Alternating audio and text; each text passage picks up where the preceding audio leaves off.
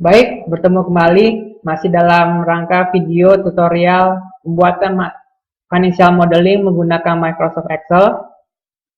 Di video ini saya akan membahas bagaimana cara membuat rasio keuangan berdasarkan data laporan keuangan, baik laporan laba rugi ataupun neraca.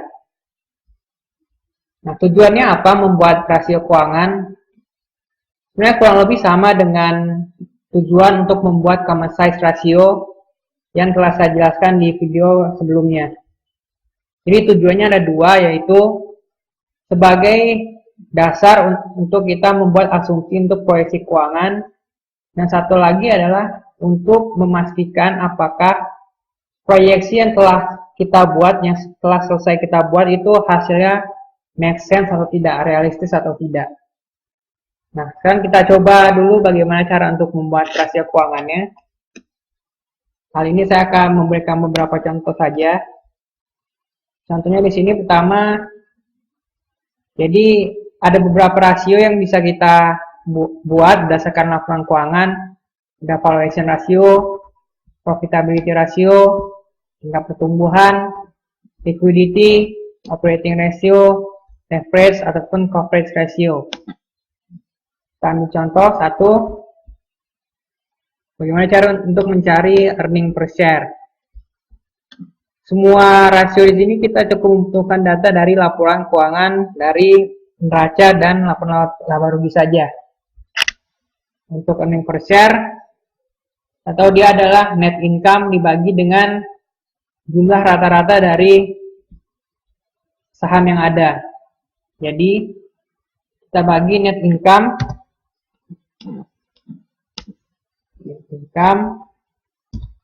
dengan jumlah rata-rata saham. Oke, kita tarik. Selanjutnya contoh berikutnya, profitability ratio. Di sini saya coba untuk mencari return on sale. Return on sale bisa dicari dengan membandingkan antara EBIT dengan jumlah sales yang ada. EBIT dan sales. EBIT di sini ada di B13 bandingkan dengan sales. Oke.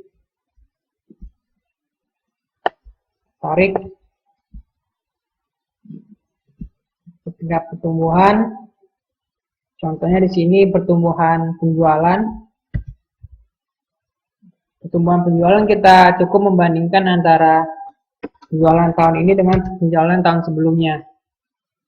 Contohnya di sini untuk pertumbuhan di tahun 2000, kita bisa bandingkan antara tahun 2000 dengan tahun sebelumnya.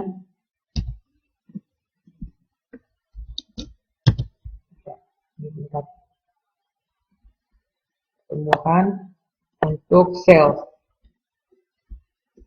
Untuk liquidity, current ratio itu current asset dibandingkan dengan current liabilities.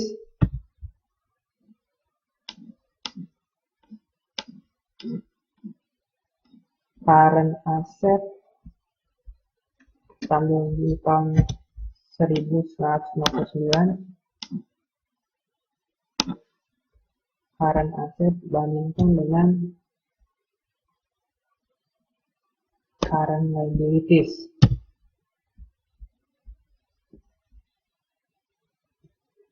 Lalu kita coba untuk operating efficiency ratio di receivable turnover ratio, yaitu perbandingan antara sales dengan receivable.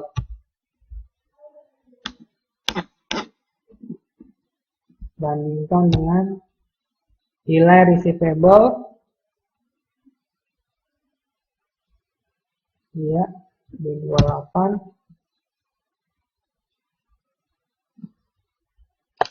Apabila Anda ingin mengetahui dalam jumlah harian juga bisa. Nah, di sini ketik 365 365 hari bandingkan dengan rasionya. Ya, dapat putarannya sekitar 30 hari 32 hari. Untuk leverage ratio, contohnya di sini total debt to equity, itu antara perbandingan dengan total jumlah debt dengan total equity shareholder-nya. Di sini bisa didapat dari neraca, short term debt-nya,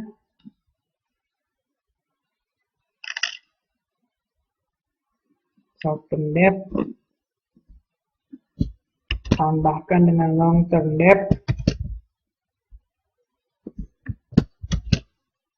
bandingkan dengan total equity. Ya.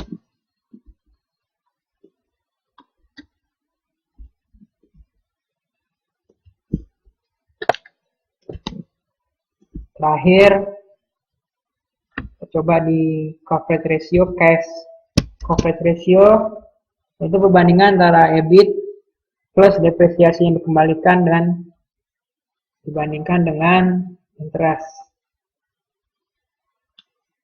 Kita ambil dari laporan laba ruginya.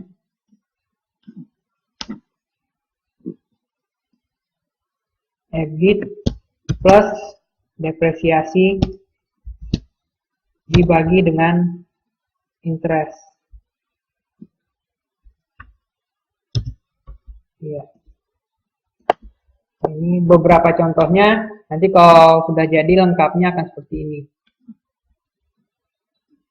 Jadi kita sudah memiliki rasio keuangan historical dari data yang ada.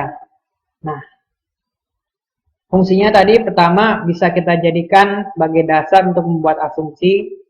Contohnya di sini misalnya kita ingin membuat asumsi pertumbuhan sales berdasarkan data historis terakhir di 2,6%, 3,9%. Itu bisa kita gunakan sebagai bahan. Misalnya kita ingin mengambil 5% pertumbuhan karena menilai tahun 2002 sempat 2,6%, sebelumnya tahun 2001 sempat 3,9%. Jadi misalnya kita ambil 5%, maka masih dinilai wajar untuk dijadikan asumsi untuk kedepannya. Nah, itu untuk dijadikan asumsi. Satu contohnya lagi untuk dijadikan sebagai bahan cross check atas hasil proyeksi yang telah kita buat. Misalnya setelah proyeksi yang kita buat didapatkan bahwa return on sales-nya misalnya 30% misalnya. 30%. Lalu kita coba lihat kembali ke data historical yang ada. Nilainya 17%, 16%. Mungkin perlu kita review kembali data proyeksi keuangan yang telah kita buat yang menghasilkan data 30%. Nah, jadi itu fungsinya satu sebagai patokan untuk membuat asumsi dan satu lagi sebagai bahan untuk cross check. Apabila ini telah selesai, Anda telah selesai membuat rasio keuangan dan rasio common size, Anda bisa lanjut ke step berikutnya untuk mengerjakan financial modeling ke dalam tahap membuat asumsi dan membuat proyeksi yang akan saya jelaskan di video selanjutnya. Oke, terima kasih.